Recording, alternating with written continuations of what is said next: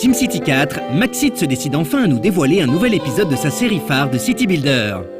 Après un nombre incalculable de titres plus ou moins inspirés et estampillés de Sims, on commençait sérieusement à se demander si le studio était encore capable de proposer une expérience sympathique dans ce domaine. Et c'est à l'occasion d'un showcase d'Electronic Arts à Londres que nous a été présenté le prochain SimCity. Une présentation dirigée par Jason Haber, le producteur du jeu, qui revient sur les raisons de cette longue attente. It has been 10 years, almost 10 years since the last Maxis created SimCity, and there's a lot of reasons that we waited that long. One reason is to make sure that the technology was at the place where we needed it to be in order to make the SimCity we wanted to be able to make. So not just the graphics technology, but the processors and making sure people were online. So Ocean Quigley, who's the creative director, and Andrew Wilmot, who's the lead architect, have been wanting to make this SimCity since SimCity 4, and so they were just waiting for the technology to be ready. The Glassbox engine was built from the ground up to be a new simulation engine.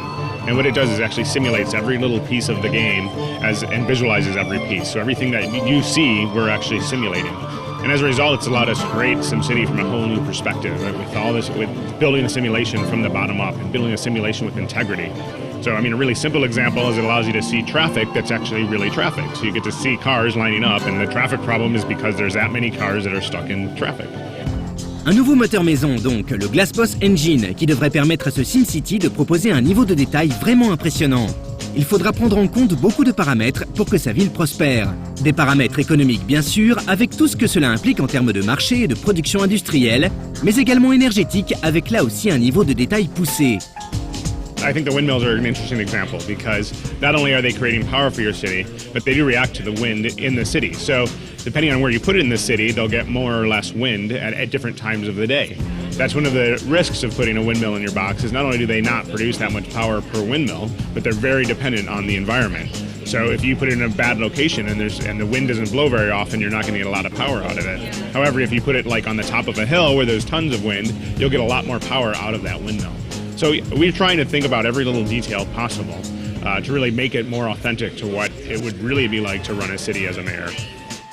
I think one of the biggest challenges right now is to figure out how to lay out the roads in your city. And I think that can be said for many SimCities, just to make sure the traffic flows in the most efficient way possible.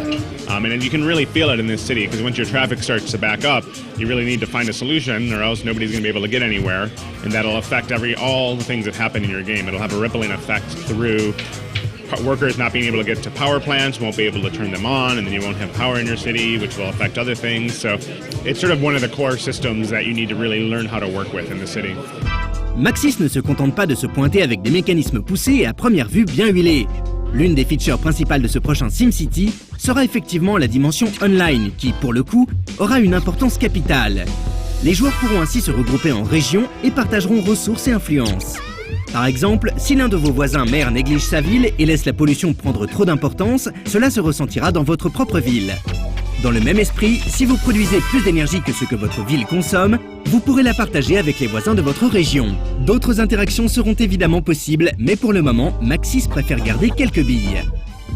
Well, we'll be showing you a lot more about multiplayer at E3, but I can tell you that at a basic level, the way it works is that you'll be playing in a region with other cities in the region. And in those other cities, you can have friends or strangers playing in those cities, and you'll be able to trade goods and services with them, as well as see the influence of having those cities near you. So for example, in the demo today, we showed you that there was an arsonist that came out of one city, and out of somebody else's city, and drove into your city and started setting fires. So that's just an example of some of the characters that could appear based on what's happening in your city and could be sent between cities in a region. Dans la série des SimCity, on trouvait cette patte humoristique et ces éléments un peu foufou la différenciaient d'un city builder de base. Après tout, l'un des plaisirs de ces jeux était aussi de ravager à coups de catastrophes naturelles et de monstres géants cette ville que l'on avait mis tant de temps à construire. Une dimension fun qui, selon Jason, sera de retour dans le prochain SimCity. Definitely. I mean, there's lots of examples in the game because it's one of Max's favorite things is to put that fun and humor into the game. I think one of the fun things about this is actually the what we're calling the vignettes, which are the sort of little tiny interactions you see with the Sims. So in the example we showed you today, you saw the Sims sort of protesting in front of City Hall and marching against you. And it's really fun. It's really satisfying as a mayor. Well, not satisfying. It's sort of annoying as a mayor to see that marching around, but it's fun because you get to know what's going on with your city.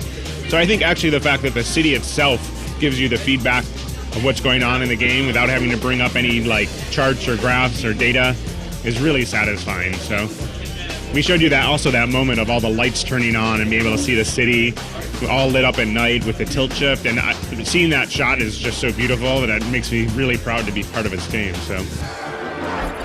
Prévu sur PC et Mac, SimCity devrait sortir courant 2013.